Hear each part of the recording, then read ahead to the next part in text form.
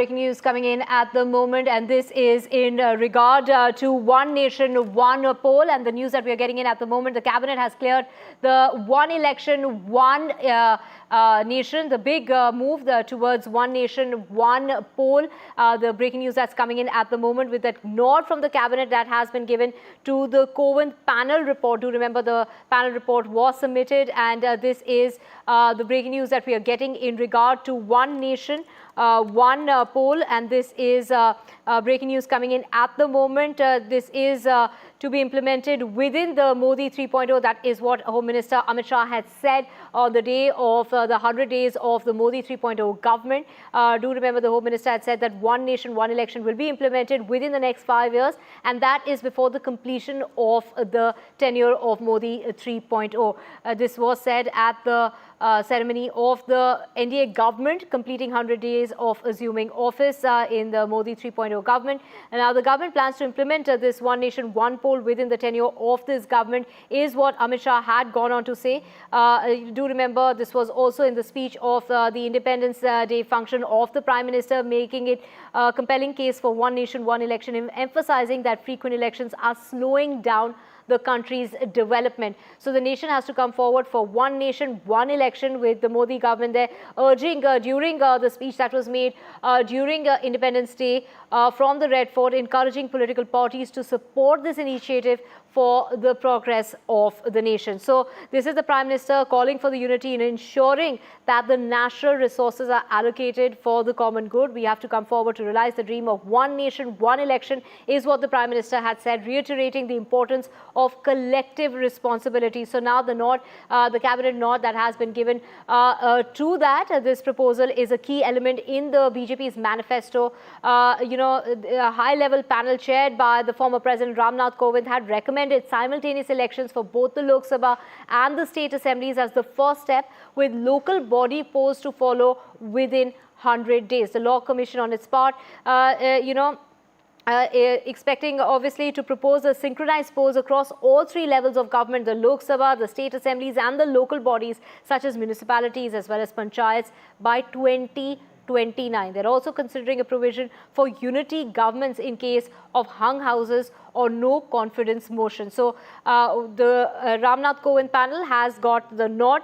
They have not really specified a timeline for implementing the proposed changes, but calling for the creation of that implementation group to ensure smoother rollout of its recommendation. The panel has suggested 18 constitutional amendments, most of which do not require state assembly ratification but will need Parliament's approval in the form of constitutional amendment bill. So an approval, cabinet approval there of One Nation, One election. Breaking news coming in with a green light to One Nation, One election, a proposal that was made. This was part of the Prime Minister's speech on Independence Day from the Red Fort, where the Prime Minister had spoken of the need, had urged during that speech, encouraging political parties to support this initiative for the progress of the nation. The Prime Minister had called for unity in ensuring that the national resources are allocated for the common good. We have to come forward to realize the dream of One Nation, One election, is what the Prime Minister had reiterated while talking about the importance of collective responsibility. So do remember that on Independence Day, the Prime Minister had made that compelling case for One Nation, One election. And to get more on this, we have Maria joining us. Maria, the cabinet approval there of that report that was submitted, the Ram Nath Kovind report that was submitted of One Nation, One election. Yes, that's right. That's right. The panel headed by the former president, Mr. Ram Nath Kovind, had submitted its report, remember, in the month of March, that is 4 months ago. And that was ahead of the Lok Sabha elections announcement. Now, that was placed by the Law Ministry in the cabinet today, and the cabinet has given its nod to the Ram Nath Kovind panel, which is essentially has batted for simultaneous polls. Let me try and give you some details of this high-level committee. The high-level committee had essentially said that the Lok Sabha elections, the state assemblies election should be synchronized first. That will be the first step to synchronize them, the Lok Sabha and the Assembly elections, which is in various, 27 states across the country. And then the next step of local body elections can be done within 100 days. So the elections at multiple levels, because We have a three-tiered system of polls, remember, or the Panchayati Raj system, as we keep talking about, which begins from the local bodies, goes to the assemblies, and then to the Lok Sabha. So the first step was talking about that. The panel, remember, had also recommended, Ram Nath Kovind panel had talked about that there is a need to set up an implementation group which will be looking at how various recommendations of this committee can be executed. So certainly it's a step towards that. The government had been batting for it. In fact, the Prime Minister had spoken about it on multiple occasions in the past and had spoken about it also this time in his address to the nation from the ramparts of the Red Fort. The message that had been coming from the Union government under Prime Minister Modi was that a nation as vast and wide as India cannot have, a lot of resources get wasted if there are elections being held every 5 to 6 months. Let me give you an example. This year we had, there were assembly elections earlier, and then there was the Lok Sabha polls. Now there are 2 states which are going to polls even as we speak. Jammu and Kashmir is polling. That is the first phase of elections that is taking place in Jammu and Kashmir. Then later this year, there will be 2 other assemblies where elections will be held, which is the Assembly of Maharashtra and also the Assembly, also another assembly of Jharkhand. So the point that has been made here is that there has to be the recommendation which had come from the Ram Nath Kovind panel was that there should be a common electoral roll.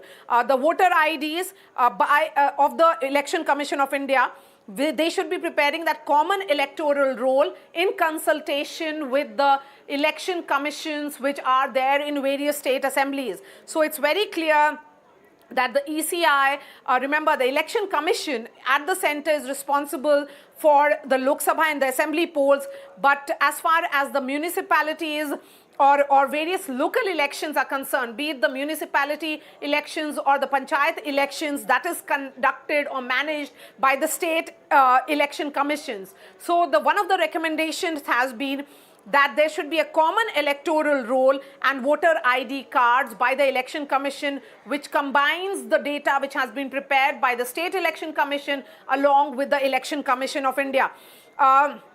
Let's be clear that this would also require constitution amendments to the constitution. A bill of this nature will be brought by the government before the parliament. The government has the numbers in both the Lok Sabha and the Rajya Sabha, so it will not be difficult. And let's not forget that members of the Ram Nath Kovind panel did speak to all the stakeholders across party lines to get their approval on this, which is being seen as the biggest electoral reforms that India has seen so far. Right, Maria, of course, we also heard P. Chidambaram talk about how, there will be amendments that will have to be made in order, for the implementation of this, like you mentioned. So many changes need to be made first in regard to this. So, Maria, there is no timeline as to the implementation of this.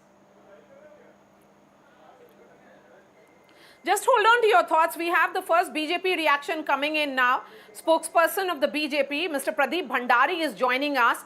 So Pradeep Bhandari, certainly a step towards what Prime Minister has been talking about, not once, but during the course of multiple election rallies. It has been one of the top agendas of NDA 3.0, that the one nation, one election must see the light of the day.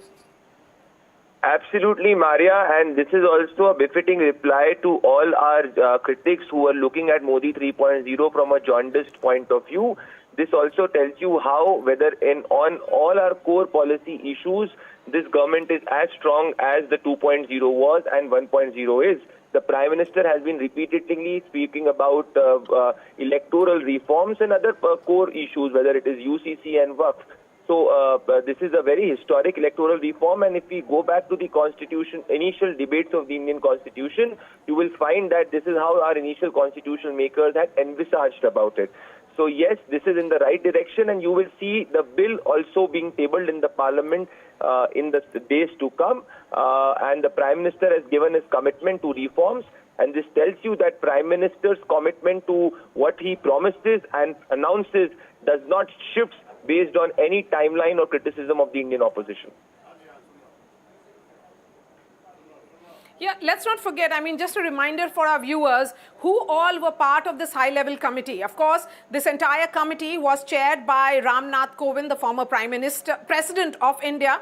Then, Mr. Amit Shah, the Home Minister, was part of it. In fact, Ghulam Nabi Azad, the former leader of opposition in the Rajya Sabha, was also a member of this committee. Then was Mr. N.K. Singh, Subhash Kashyap, former Secretary General of Lok Sabha, Harish Salve, the noted legal luminary, were all members of this commission, including the Law Minister of India, Mr.